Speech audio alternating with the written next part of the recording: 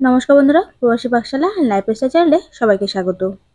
আজকে শেয়ার করছি কলার বড়ার রেসিপি।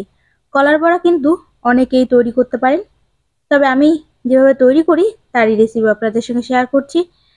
অ্যাকচুয়ালি আমার ঘরে কলাটা অনেকটা পেকে গেছে, তারই আমি বড়া তৈরি করব ভাবলাম আপনাদের সঙ্গে শেয়ার করি।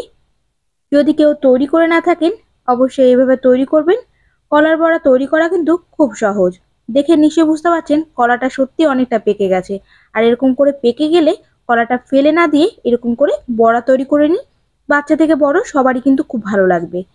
কলাটা ভালো করে ছাড়িয়ে নিলাম, অনেকটাই কিন্তু নরম হয়ে গেছে, তাই হাত দিয়ে সহজেই কিন্তু এরকম করে চেপে দিলে সম্পূর্ণ কলাটা ম্যাশ হয়ে যাবে।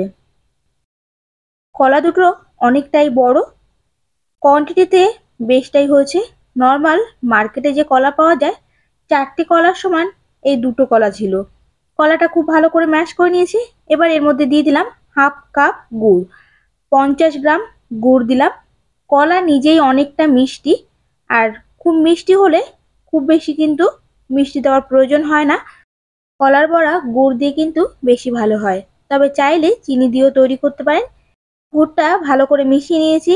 এবার এর মধ্যে দিয়ে দিলাম 1 কাপ আটা, 2 টেবিল স্পুন সুজি, 2 টেবিল স্পুন চালের গুঁড়ো।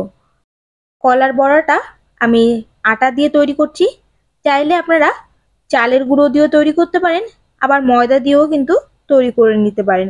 দিয়ে দিলাম 1 টেবিল স্পুন মিল্ক পাউডার। ভালো করে মিশিয়ে নিচ্ছি। এভাবে হাত দিয়ে খুব ভালো করে মাখিয়ে নেব। গুড়টা কিন্তু সম্পূর্ণ গলে গেছে, আর থিকনেসটা দেখে নিন একটু পাতলা থেকে গেছে। আমি 10 মিনিটের জন্য রেখে দিলাম। যেহেতু ওর মধ্যে সুজি চালের গুঁড়ো দেওয়া আছে, 10 মিনিট পরে কিন্তু অনেকটা ফুলে যাবে। আর ফুলে যাওয়ার পরে দেখুন হাত থেকে এরকম করে ছাড়লে গোল গোল হয়ে পড়ছে। খুব বেশি চালের গুঁড়ো বা আটা দিলে অনেক সময় বড়া কিন্তু কলার ফ্লেভারটা থাকে না, তাই আটা আর ময়দার কোয়ান্টিটিটা একটু বুঝে দেবেন। আমি একটু পাতলা করেই নিয়েছি। অপরদিকে আমি তেল গরম করে নিয়েছি। গ্যাসের ফ্লেমটা মিডিয়ামে রেখে তেলটা গরম করে তেলের মধ্যে হাত দিয়ে এরকম করে বড়াগুলো ছেড়ে দেব। গোল গোল করে পড়ছে, দেখুন বড়াগুলো ছাড়তে কিন্তু কোনো অসুবিধা হচ্ছে না। বারবার হাতটা পরিষ্কার করে নিয়ে এরকম করে বড়াটা ছাড়বেন, খুব ভালো বড়াটা তৈরি হবে। আর খেতে কিন্তু দুর্দান্ত হয়। আমার যদি ঘরে এরকম কলাটা পেকে যায় আমি এরকম করে তৈরি করে নিই।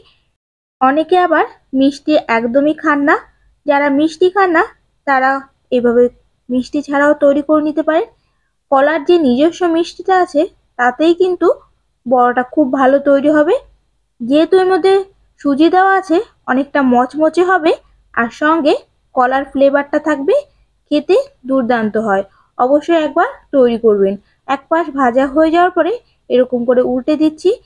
গ্যাসের ফ্লেমটা লো টু মিডিয়ামে রেখে ভালো করে ভেজে নেব। ঠিক লালচে একটা কালার আসবে তত অবধি ভালো করে ভেজে নিতে হবে। অনেকেই কলার বড়া তৈরি করার সময় নারকেল দেন। যদি আপনারা নারকেল খেতে পছন্দ করেন অবশ্যই দিতে পারেন, তবে আমি নারকেল খেতে পছন্দ করি না, তাই আর দিলাম না।